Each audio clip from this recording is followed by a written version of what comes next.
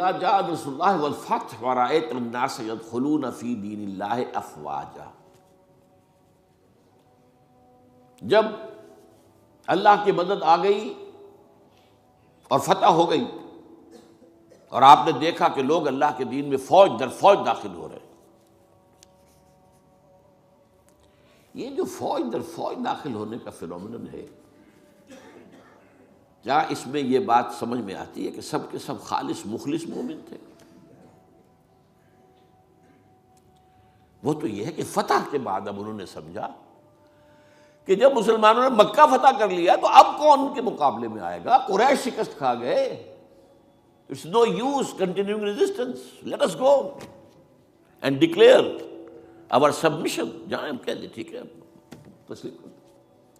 تو یہ دین میں داخل ہونا تھا، یہاں لفظ ایمان نہیں لایا گیا، اس نظام اطاعت میں شامل ہو گئے۔ اس کو نوٹ کیجئے اس بات کو، اذا جاء نصر اللہ والفتح ورأيت الناس يدخلون في دین اللہ افواجا، اللہ کے دین میں داخل ہو گئے، اس نظام اطاعت کے اندر داخل ہو گئے، اور انہوں نے کہا سمعنا واطعنا، اب ہم سنیں گے اور مانیں گے۔ اچھا یہ تو وہ فتح مکہ کے بعد، اس کے ایک سال کے بعد جب سورہ توبہ نازل ہو گئی اور مشرکین عرب کو آخری مہلت دے دی گئی، صرف 4 مہینے کی مہلت ہے، یا ایمان لاؤ یا تمہارا قتل عام ہو جائے گا۔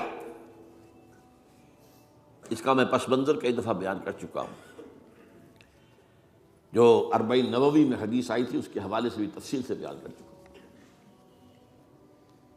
اللہ تعالیٰ اپنے رسول جس قوم کی طرف بھیجتا تھا، وہ قوم اگر انکار کرتی تھی تو ہلاک کر دی جاتی تھی۔ یہ مرحلہ آیا ہے اب قریش کے لیے، یا مانو یا ہلاکت۔ پہلی قومیں ہلاک کی گئی، غرق کر دیے گئے، یا زلزلہ آ گیا،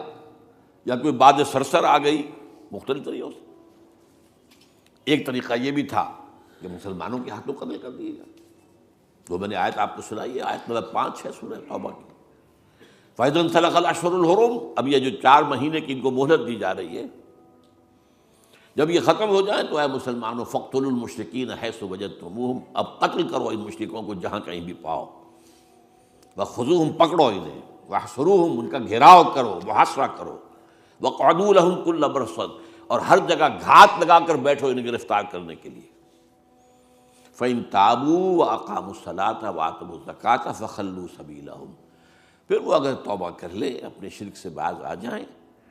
اور پھر وہ نماز قائم کریں اور زکوٰۃ ادا کریں تو ان کا راستہ چھوڑ دو۔ ان اللہ غفور رحیم، اللہ غفور رحیم۔ اب اس کا تجزیہ کیجئے،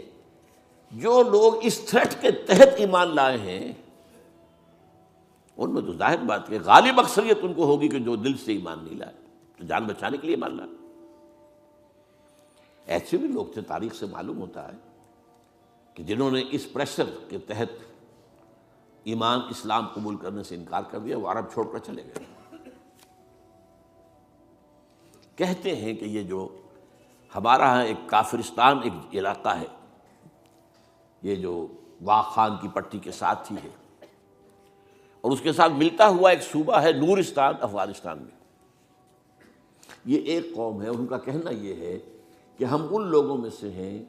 کہ جو ان آیات کے نزول کے بعد جو عرب چھوڑ کر باہر گئے کہ ہم نہیں مانیں گے اسلام۔